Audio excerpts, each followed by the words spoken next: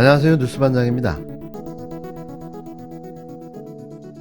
근데 행정부가 좀 더 창의적이고 혁신적인 어떤 그런 정책들을 집행하고 또 수립할 수 있도록 조율하고 하는 역할을 충실히 하겠다라는 차원에서 슬림하겠다.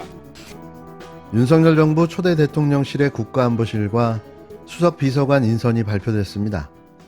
이실 5수석으로 현 정부보다는 조직이 축소됐는데요. 1일 임명된 10명 가운데 8명은 예상대로 인수위와 선대위 출신이었습니다. 또 지들끼리 나눠먹는 농공행상 축제가 벌어진 건데요. 통합 인선을 부르짖었던 윤 당선인의 말이 무색해지는 순간이었습니다.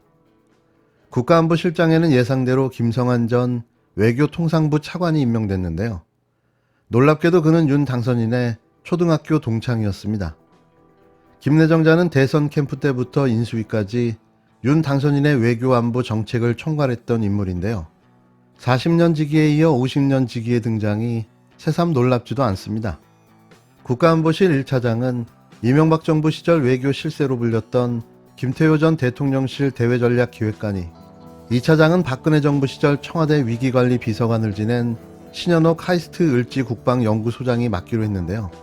1차장으로 내정된 김태효 전 기획관은 이명박 정부 당시 유사시 자위대 한반도 개입론을 펴며 일본과 군수협정도 맺어야 한다고 주장한 전력이 있는데요. 또 그는 국군 사이버 사령부가 동원된 정치 개입 사건에 관여한 의혹도 받았습니다. 이런 자가 다시 등장한 거죠. 대북 강경 기조가 예상되는 가운데 김성한 내정자는 원칙 있는 남북관계를 강조했는데요. 이런 인사들이라면 남북관계 경색은 당연한 수순인 거죠. 경호처장인 김용현 전 합참작전본부장이, 대변인엔 너무나 당연한 듯 강인선 전 조선일보 부국장이 내정됐습니다. 윤 당선인은 저희의 기대를 한치의 오차도 없이 실망시키지 않았는데요. 또다시 인물이 그리 없냐 하는 비아냥이 나올 수밖에 없습니다. 수석 비서관 5명의 명단도 발표됐는데요.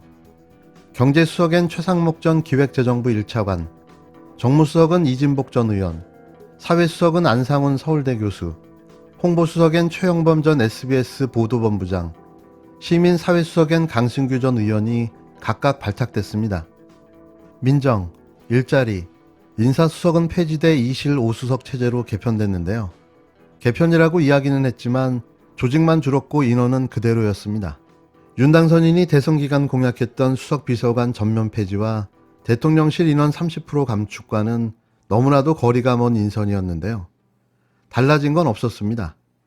특히 검찰 출신 인사의 등용은 눈꼴 사나운 수준이었습니다. 어제도 언급했지만 폐지되는 민정수석실의 일부 기능을 이어받은 법률비서관의 주진우 변호사가 내정됐는데요.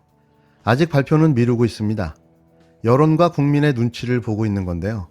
부장검사 출신인 그는 박근혜 대선 후보 관련 의혹적인 낙곰수에 대한 선거법 위반 혐의 적용 수사, 드루킹의 댓글 여론 조작 의혹 사건 특검 수사, 한동훈 검사 채널A 기자 검언 유착 의혹 수사, 환경부 블랙리스트 의혹 수사 등을 담당했던 전형적인 특수통 정치검사로 이름을 날린 바 있습니다.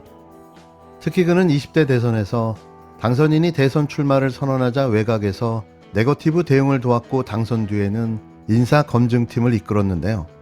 그는 윤 당선인의 부인 김건 씨를 겨냥한 더불어민주당의 파상 공세를 방어하고 역공을 펴는데 핵심적인 역할을 한 것으로 알려졌습니다.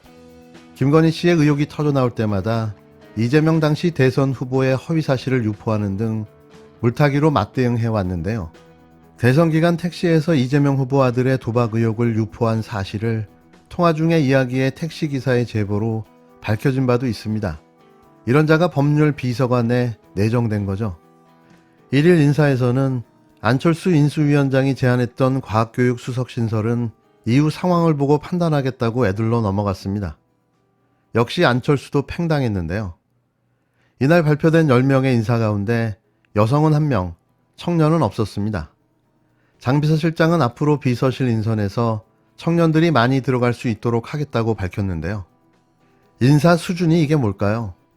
주변 사람들만 다 갖다 꼽아놓고 청년도, 여성도 최소한의 비율조차 맞추지 않았는데요.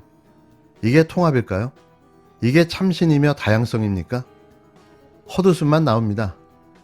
작금의 이번 인사를 두고 국힘당 당직자들 사이에서도 우려의 목소리가 나오고 있는데요. 새 대통령실의 어공, 그러니까 어쩌다 공무원 자리가 줄어든 걸로 예상되면서입니다. 일각에서는 서초동팀, MB맨과의 경쟁에서 밀린 것이 아니냐는 추측도 제기되는데요. 이에 국힘당 내부에서는 우려와 불만이 동시에 감지됐습니다. 대통령실 파견은 주요 경력이 될 뿐만 아니라 정권 창출을 도운 당직자들을 대우하는 차원에서 이루어지는데 그 기회가 사라졌기 때문인데요. 통상 새 정부가 출범하면 당 사무처 당직자와 보좌관들 일부가 대통령실의 행정관으로 취업하거나 파견직으로 근무해왔습니다. 주변인 꼽아넣기도 바쁜데 이런 걸 신경 쓸 겨를이 있었을까요? 알면서 왜들 그러시나 모르겠습니다. 권력을 넘겨받는 기관은 또다시 지금 여러분들이 문제를 제기하는 것 같은 권력 비대화의 문제는 이미 안고 가는 겁니다. 검찰개혁은 민생입니다. 민생이 따로 있고 검찰개혁이 따로 있는 것이 아닙니다. 잠을 못 이루고 있습니다. 제가 한 것은 아닙니다만 당의 의사가 전달된 것으로 알고 있습니다. 민주당이 3일 예정된 문재인 정부 마지막 국무회의를 연기해달라고 청와대에 요청했습니다. 검수완박 법안을 국회에서 통과시킨 다음에 회의를 열자는 뜻인데요. 국힘당은 편법 꼼수라고 비판했습니다. 이들이 이런 말을 할 자격이 있나 모르겠습니다. 자신들은 더한 짓도 서슴지 않았던 과거 전력을 되돌아본다면 이런 말이 나올까 싶은데요. 검수완박 2차 법안인 형사소송법 개정안에 대한 무제한 토론이 지난 30일 자정을 앞두고 7시간 만에 종료됐습니다. 민주당은 검찰청법 개정안에 이어 내일 오전 국회 본회의에서 형사소송법 개정안을 처리해 검수완박 입법을 마무리한다는 계획인데요. 문재인 정부 임기 안의 법안 공포를 위한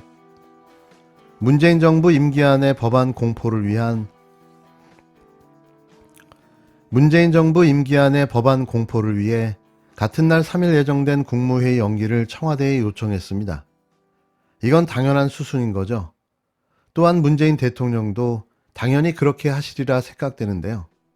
국힘당은 국무회의 연기는 법안 날치기와 위장 탈당에 이은 또 다른 편법과 꼼수라며 강하게 반발했습니다. 권선동 원내대표는 청와대 앞에서 피켓 시위를 벌이며 문 대통령에게 법안 거부 행사를 촉구했는데요. 아니 지들이 뭔데 국민이 선출한 대통령의 권한을 이래라 저래라 난리들인지 모르겠습니다.